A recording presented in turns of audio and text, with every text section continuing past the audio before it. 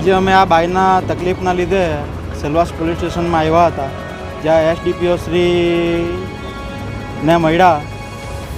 એમના આશ્વાસન હતા કે ત્યાં જે પણ શેઠજી દ્વારા આક્રમણ કાર્ય ચાલી રહ્યું છે તે તરત જ બંધ કરી દેવામાં આવશે અને બાઈનું જેવી રીતે પહેલેથી જે ખેત ચાલતું આવેલું અને જેવી રીતે સ્થાપિત હતા એવી રીતે સ્થાપિત રહેશે, જ્યાં સુધી માનનીય કલેક્ટરશ્રી અને સર્વે અને પોલીસ ડિપાર્ટમેન્ટની ઇન્કવાયરી પૂરી નહીં થઈ જાય ત્યાં સુધી એ લોકોને કોઈક ડિસ્ટર્બ નહીં કરશે એવા આશ્વાસન મળેલ છે.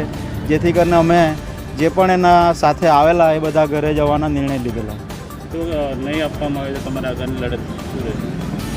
સરકારશ્રી દ્વારા સંપૂર્ણ સહાય કરવામાં આવશે એવી અમને ખાતરી છે.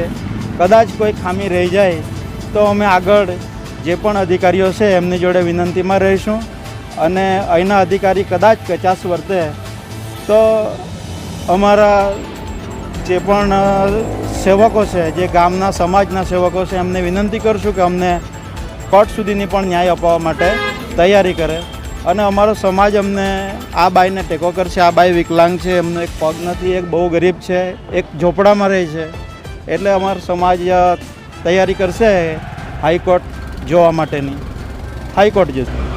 હા, આ બાઈને આ જમીન ફોરેસ્ટ રાઇટ એક્ટ 2006 હેઠળ 2016ની અંદર માનનીય પ્રધાનમંત્રીશ્રીએ એમને ઓર્ડર આપી અને 7/12 અને નકશાઓ તૈયાર કરી એમને આ જમીન ફાળવેલ છે અને એ બાઈ ત્યાં 25 વર્ષ આગળથી રહેતી હતી. આ જમીન ફાળવેલ નથી, આ જમીનની નોંધણી થયેલ છે. એ આદિવાસીઓ ત્યાં પૂર્વજોથી જ રહેતા આવેલા, પણ દેશની આઝાદી પછી આ નોંધણી થવાની બાકી હતી. જે ફોરેસ્ટ રાઇટ એક્ટ કાયદા હેઠળ એમના દાવાઓ કરાયા અને તે દાવાઓ પાસ કરવામાં આવ્યા અને એ જમીનો ત્યાં નોંધાયેલી છે ફક્ત, અને સરકારી દફતરે નોંધેલ છે અને એ આ ત્યાં ખેતી કરતા આવેલા છે અને ઘણા વર્ષોથી છે. 7/12ની અંદર જ્યાં એ બાઈ રહે છે એ બાઈનું સર્વે અને 7/12માં નામ એ બાઈનું વંશીબેન શંકરભાઈ કેન્દ્રી છે. પણ માનનીય શેઠજીનું કહેવાનું હતું કે જે એના જ બાજુમાં મારી જમીનો આવેલી છે એ જમીનોની હદ બાઉન્ડ્રી ત્યાં સુધી છે કે તેમાં એ બાઈનો પણ કેમ્પસ આવરી લેવામાં આવેલો. જો કે આ એક સર્વેનો ડિસ્પ્યુટ હતો અને એ સર્વેનો ડિસ્પ્યુટ માનનીય કલેક્ટરશ્રીના સંજ્ઞાનમાં લાવવામાં આવેલો, તેમને અરજીઓ આપવામાં આવેલી. માનનીય કલેક્ટરશ્રી તેના ઉપર કાર્યરત હતા. એમને માનનીય મામલતદારશ્રી, માનનીય પટેલ તલાટીશ્રી એમના હાથો એમની ઇન્કવાયરી ચાલુ હતી અને એ કાર્યરત હતા.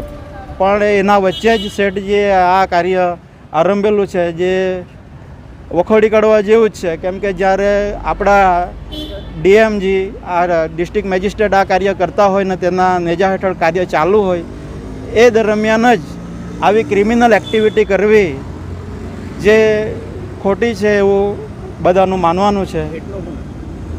હા, એ એક્રોસિટી એક્ટના હિસાબે તો એકદમ ખોટું છે, કેમ કે આ આદિવાસી બાઈ છે અને તે બિન આદિવાસી છે અને એવું બિનકાનૂની કાર્ય નહીં કરવા જોઈતું હતું એવું બધાનું માનવાનું હતું. શેઠનું નામ શું છે? શેઠનું નામ માનનીય